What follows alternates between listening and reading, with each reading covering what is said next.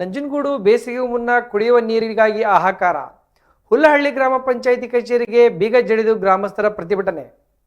ನಂಜನಗೂಡು ತಾಲೂಕಿನ ಹುಲ್ಲಹಳ್ಳಿ ಗ್ರಾಮದಲ್ಲಿ ಕಳೆದ 1 ತಿಂಗಳಿನಿಂದ ಕುಡಿಯುವ ನೀರಿನ ತೀವ್ರ ಅಭಾವ ಎದುರಾಗಿದ್ದು, ಇದರಿಂದ ಗ್ರಾಮಸ್ಥರಲ್ಲಿ ಆಕ್ರೋಶ ಭುಗಿಲೆದ್ದಿದೆ.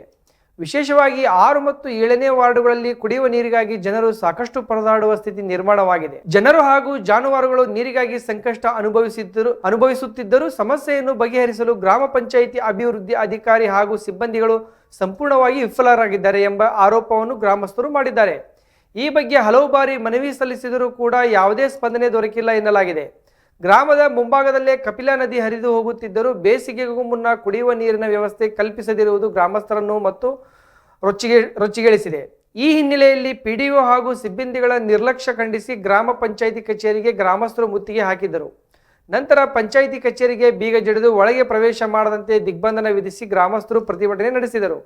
ಕುಡಿಯುವ ನೀರಿನ ಸಮಸ್ಯೆ ತಕ್ಷಣ ಬಗೆಹರಿಸಬೇಕು ಎಂಬುದು ಗ್ರಾಮಸ್ಥರ ಆಗ್ರಹವಾಗಿದೆ.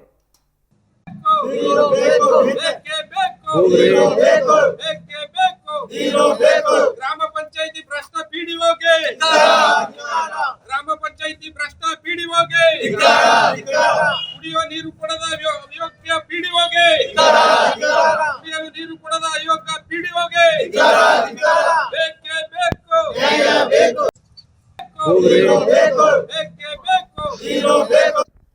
ಈ ಬಗ್ಗೆ ಹೆಚ್ಚಿನ ಮಾಹಿತಿಗಾಗಿ ನಮ್ಮ ನಂಜನಗೂಡು ಪ್ರತಿನಿಧಿ ವೆಂಕಟೇಶ್ ಅವರು ಇದ್ದಾರೆ. ವೆಂಕಟೇಶ್ ಅವರು, ಏನಿದು ಕುಡಿಯುವ ನೀರಿನ ಸಮಸ್ಯೆ ಹುಲ್ಲಹಳ್ಳಿ ಗ್ರಾಮದಲ್ಲಿ? ಖಂಡಿತ ಪ್ರಶ್ನೆ. ನಂಜನಗೂಡು ತಾಲೂಕು ಹುಲ್ಲಹಳ್ಳಿ ಹೋಬಳಿ ಅಂದ್ರೆ ಒಂದು ಪ್ರಮುಖ ಒಂದು ಹೆಡ್ ಕ್ವಾರ್ಟರ್ ಅಂತ ನೋಡೋದಂದ್ರೆ ಪ್ರಮುಖ ಒಂದು ಗ್ರಾಮ ಪಂಚಾಯತಿ ಅಂತ ನೋಡ್ಬೋದು. ಯಾಕಂದ್ರೆ ಸಾಕಷ್ಟು ಒಂದು ಸಾರ್ವಜನಿಕರು ಒಂದು ವಾಸವಾಗಿರುವಂತಹ ಒಂದು ಗ್ರಾಮ, ಜೊತೆಗೆ 58 ಹಳ್ಳಿಗಳು ಅಂದ್ರೆ ಈ ಒಂದು ಭಾಗದಲ್ಲಿ ಒಂದು ಉತ್ತಮವಾದಂತ ಒಂದು ಹೋಬಳಿ ಅಂತ ನೋಡ್ಬೋದು.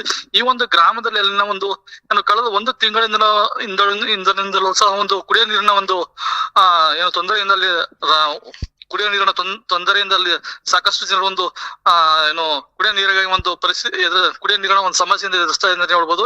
ಈ ಒಂದು ಹಿನ್ನೆಲೆಯಲ್ಲಿ ಜಯ ಕರ್ನಾಟಕ ಸಂಘದ ಹೋಬಳಿ ಅಧ್ಯಕ್ಷರಾದ ಕಾಶಿ ನಾಯ್ಕ ಅವರ ಒಂದು ನೇತೃತ್ವದಲ್ಲಿ ಒಂದು ಪ್ರತಿಭಟನೆಗೆ ಮುಂದಾಗಿದೆ ಅಂತ ಹೇಳ್ಬೋದು. ಯಾಕಂದ್ರೆ ಸಾಕಷ್ಟು ಬಾರಿ ಅಲ್ಲಿನ ಒಂದು ಗ್ರಾಮ ಪಂಚಾಯತಿ ಅಭಿವೃದ್ಧಿ ಅಧಿಕಾರಿಗಳಿಗೆ ಮನವಿ ಮಾಡಿದ ಜೊತೆಗೆ ಅಲ್ಲಿನ ತಾಲೂಕು ಪಂಚಾಯತಿ ಕಾರ್ಯನಿರ್ವಾಹಕ ಅಧಿಕಾರಿಗಳು ಸಹ ಒಂದು ಮನವಿ ಮಾಡಿದ್ರೆ ಸಹ ಯಾವುದೇ ಪ್ರಯೋಜನವಾಗಿಲ್ಲ ಅಂತ ಅಲ್ಲಿನ ಏನು ಪ್ರತಿಭಟನಾಕಾರರು ಒಂದು ಸಾಕಷ್ಟು ಒಂದು ಆಕ್ರೋಶವನ್ನು ವ್ಯಕ್ತಪಡಿಸಿದ್ರು ಅಂತ ಹೇಳ್ಬೋದು. ಪ್ರಸನ್ನ, ಇದು ಈ ಮೊದಲು ಮಾಡ್ತಿರೋ ಪ್ರತಿಭಟನೆ ಈ ಹಿಂದೆ ಏನಾದ್ರು ಅಧಿಕಾರಿಗಳ ಗಮನಕ್ಕೆ ತಂದಿದಾರ ಗ್ರಾಮಸ್ಥರು?